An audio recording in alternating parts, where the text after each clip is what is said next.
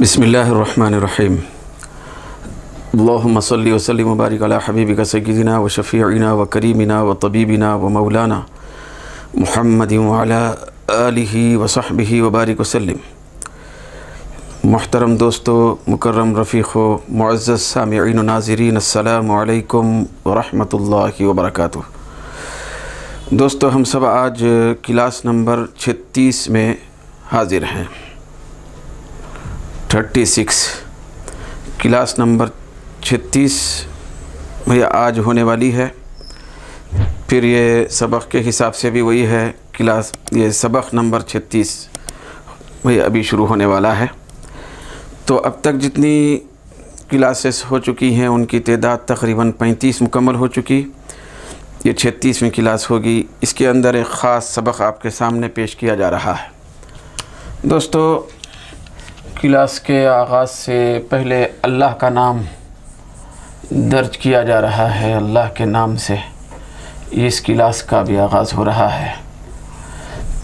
بسم اللہ الرحمن الرحیم۔ تو اللہ کے نام سے ہم نے اس کلاس کا آغاز ابھی کیا۔ تو آج جو گفتگو آپ سے ہونے والی ہے دوستو، وہ ہے مرکب غیر مفید کی جو 2 قسمیں تھیں۔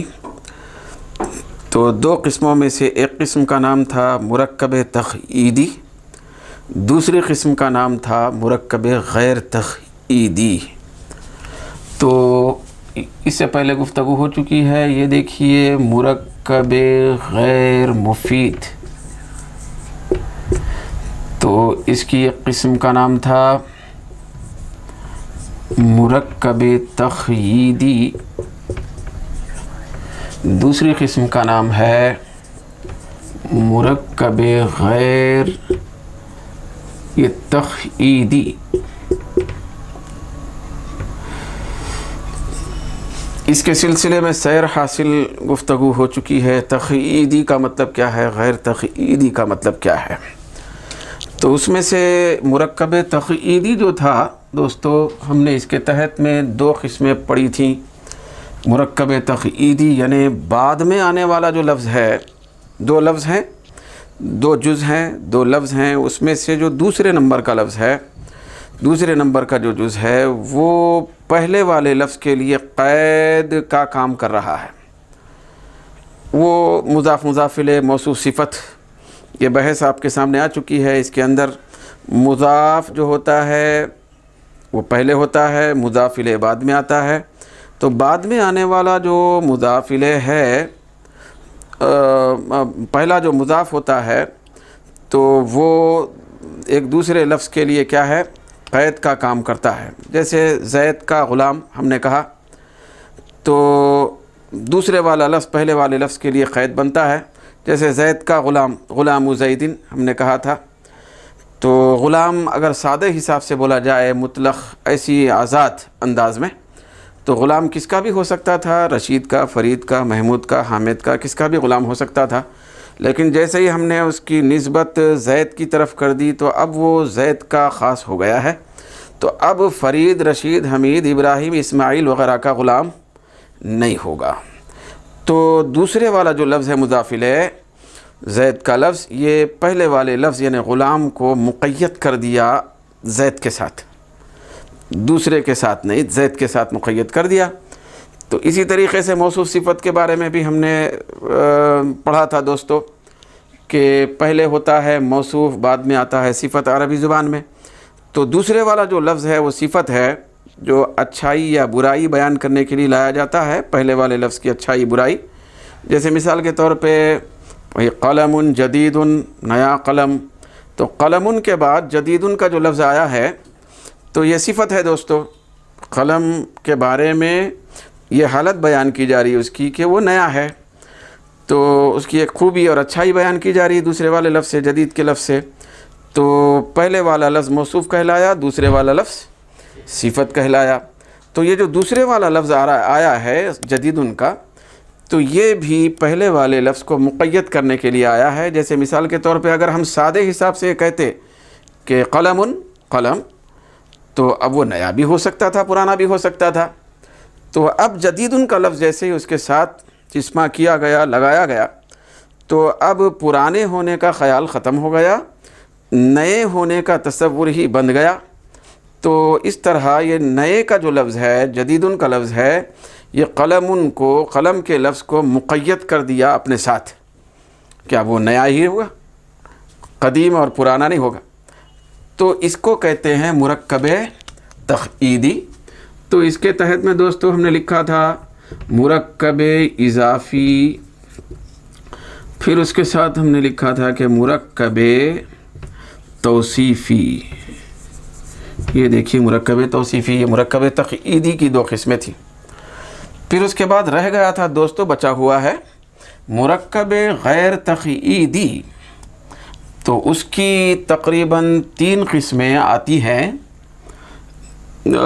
مرکب بنائی، پھر اس کے بعد اور ایک قسم آتی ہے دوستو مرکب، یہ ہے منع صرف. پھر اس کے بعد اور ایک قسم ہے وہ ہے مرکب صوتی.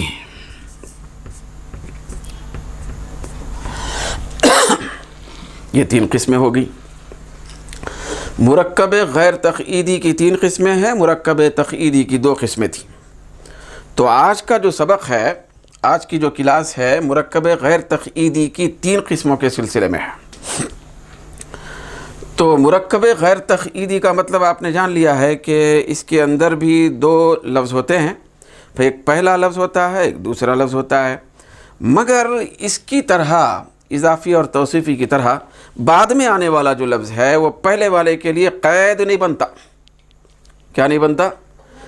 اس کو قید نہیں کرتا، اس کو خاص نہیں بناتا، وہ ایسے ہی آ جاتا ہے.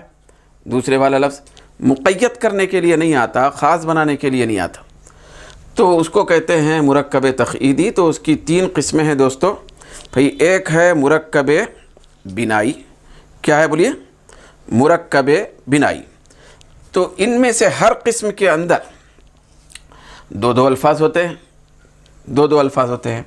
دوستو یہاں پہ میں اس کے بالکل متوازی، اس کے بالکل مقابل میں ایک مثال لکھ رہا ہوں. یہ دیکھیے، یہ مثال ہے 11 کی. یہ عربی میں گنتی کا لفظ ہے.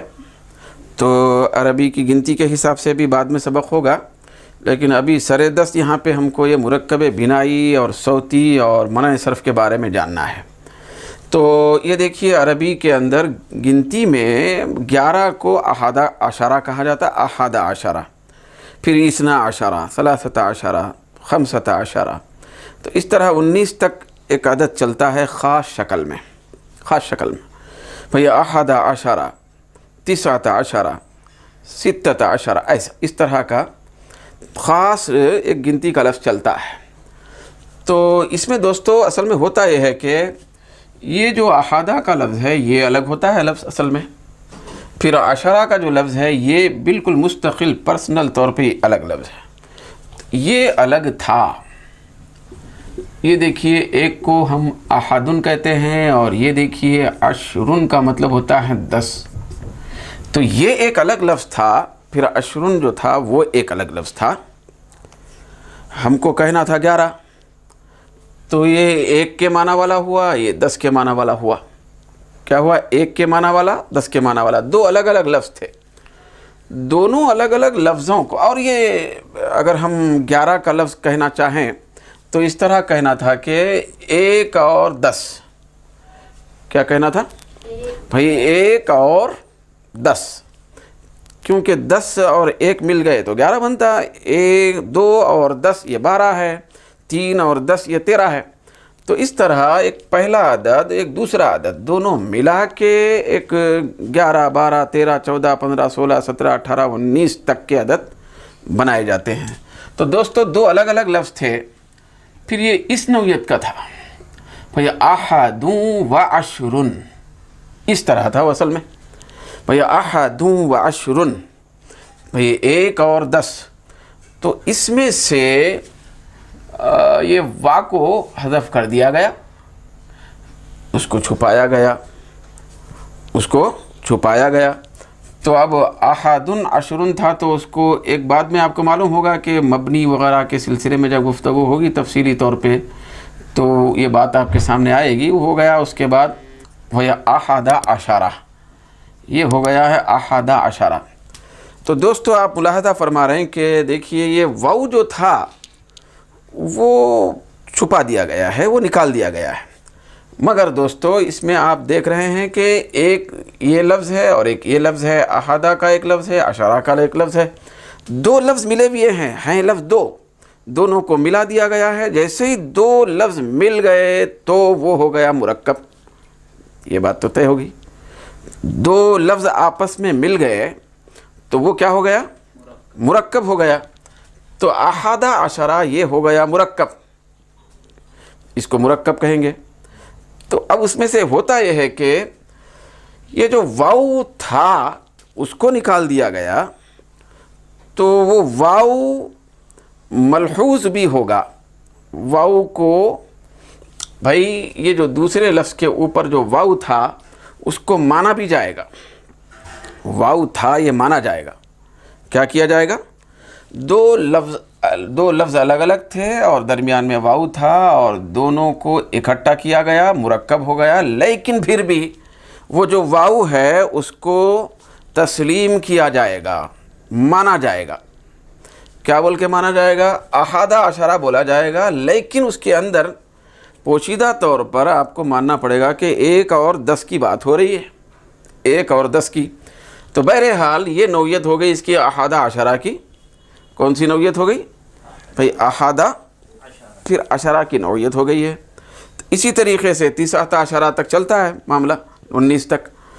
تو اس طریقے کی جو ترکیب ہوتی ہے خاص اس گنتی کے ماحول میں 11 سے لے کے 19 تک کے اندر، تو اس میں سے پہلا اور دوسرا لفظ مل گیا، مرکب ہو گیا، مگر درمیان میں واو کو ملحوظ رکھا جا رہا ہے۔ تو ایسے مرکب کو جس کے اندر درمیان میں دوسرے سے پہلے کے بعد واو کو تسلیم کیا جا رہا ہے، اس کو مانا جا رہا ہے، تو ایسے مرکب کو مرکب بنائی کہتے ہیں۔ اس کا نام یہ ہے مرکب بنائی۔ تو اس کو مرکب بنائی کہا جائے گا، واو کو ملحوظ خاطر رکھیں گے تو یہ ہو گیا مرکب بنائی۔ تو دوستو اس کے اندر کیا ہوا؟ مرکب اضافی اور توصیفی کی طرح بات نہیں ہے اس میں، یعنی یہ جو دوسرا والا لفظ ہے یہ جو ہے نا پہلے والے لفظ کے لیے قید کا کام کر رہا ہے، تو اس کو مخصوص بنا رہا ہے۔ اس طرح کی کیفیت جو یہاں تھی مقید کرنے کی، خاص بنانے کی، وہ یہاں پہ نہیں ہے۔ بس اتنا ہوا کہ پہلے والا لفظ دوسرے والے لفظ سے جوڑ دیا گیا، درمیان میں واو تھا تو اس کو ملحوظ رکھا گیا، تو یہ ہو گیا ہے مرکب بنائی۔ تو مرکب بنائی آپ کو آسان ہے یاد رکھنا، 11 سے لے کے 19 تک کے جو عدد کے مرکبات ہوتے ہیں، جو عدد ہوتے ہیں عربی میں، تو ان سب کو مرکب بنائی کہا جاتا ہے۔ دوسرا ہے دوستو مرکب منع صرف۔ مرکب منع صرف میں بھی لازمی بات ہے کہ ایک لفظ کو دوسرے لفظ سے جوڑا جاتا ہے تبھی تو مرکب ہوا۔ تو مگر اس کے اندر کیا ہے، یہاں جو واو کو ملحوظ رکھا گیا تھا، مانا گیا تھا واو کو، اور وہ پوشیدہ طور پہ تسلیم کیا گیا تھا، تو ایسا کوئی حرف درمیان میں یہاں پہ ملحوظ نہ ہو، نہ مانا جائے نہ مسلم ہو، تو وہ ہوتا ہے بس ایک لفظ پہلا ہوتا ہے، ایک لفظ دوسرا ہوتا ہے، دونوں کو ملا کے کسی ایک چیز کا نام رکھا جاتا ہے، کسی ایک چیز کا نام رکھا جاتا ہے، تو اس کو کہتے ہیں مرکب منع صرف۔ جیسے مثال کے طور پہ دوستو یہ دیکھیے بعل بکو، یہ عام طور پہ مثال دی جاتی ہے کتابوں میں، بعل بکو۔ پھر اس کے بعد دیکھیے یہ ہے حضر موتو۔ آپ جانتے ہیں کہ یہ مطلب شہروں کے نام ہے، شہر کے نام ہے، مگر دو الفاظ کا مجموعہ ہے اس کے اندر۔ بعلن ایک الگ لفظ تھا، بعلن الگ لفظ تھا، بکن ایک الگ لفظ تھا۔ यहाँ पे हज़र ये अलग लफ्ज़ था, ये अलग, मौत ये अलग लफ्ज़, दोनों को मिला के इकट्ठा कर दिया गया, दोनों को मिलाया गया तो मिलाते ही मुरक्कब बन गया, मिलाते ही मुरक्कब बन गया। लेकिन दोस्तों यहाँ पे इस तरह की कैफियत नहीं है कि यहाँ पे दरमियान में कोई वाव वग़ैरह को माना जा रहा हो, कोई हर्फ को वाव को माना जा रहा हो, ऐसी कोई नौयत, ऐसी कोई शक्ल यहाँ पे नहीं है। बस एक लफ्ज़ को दूसरे लफ्ज़ से जोड़ दिया गया और किसी चीज़ का नाम रख दिया गया। वो दो भले किसी चीज़ का नाम थे अलग अलग, भाई अलग अलग चीज़ों के दो नाम थे, मगर बाद में उनको जोड़ के किसी शहर का, किसी चीज़ का नाम रख दिया गया हो, किसी फ़र्द का नाम रख दिया गया हो, किसी शख्स का नाम रख दिया गया हो, दोनों को मिला के। तो इस तरह की, और उसके अंदर वाव का तसव्वुर न हो, वाव का माना जाना न हो, वाव को मलहूज़ न रखा जा रहा हो, तो ऐसे मुरक्कब को मुरक्कब मनअ सर्फ़ कहते हैं। इसको क्या कहते हैं? मुरक्कब मनअ सर्फ़। फिर उसके बाद दोस्तों तीसरे नंबर पर है ये मुरक्कब सौती। मुरक्कब सौती का मतलब ये होता है कि पहले एक लफ्ज़ होता है, वो उसका माना भी होता है, पहले एक लफ्ज़ होता है, उसके बाद दूसरा लफ्ज़ बतौर आवाज़ निकाला जाता है और रखा जाता है। भाई आवाज़, जैसे हम तकलीफ़ के वक़्त आह की आवाज़ करते हैं, भैया आह ऊह जैसे ये आवाज़ें हैं, तो इसी तरीक़े से पहले वाले लफ्ज़ के बाद उससे जोड़कर आवाज़ के तौर पर किसी लफ्ज़ को उसके साथ वाबस्ता किया जाता है।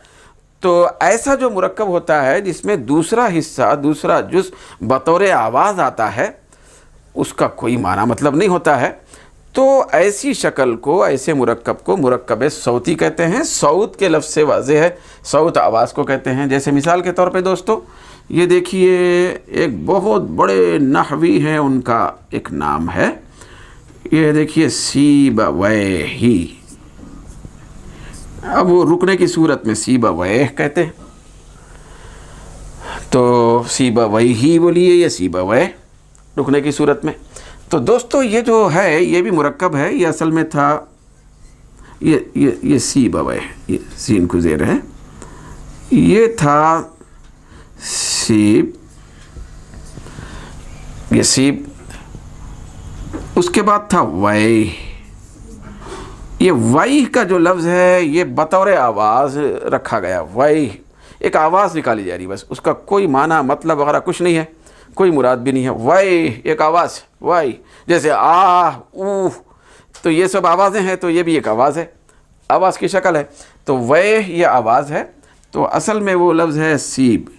तो ये दोनों को मिला दे के आवाज़ के तौर पर बोले जाने वाला जो लफ्ज़ है वो, और वो जो उससे पहले वाला जो लफ्ज़ है मानादार, वो दोनों को मिला के मुरक्कब कर दिया गया और एक शख्सियत का नाम रख दिया गया, सीबवैह।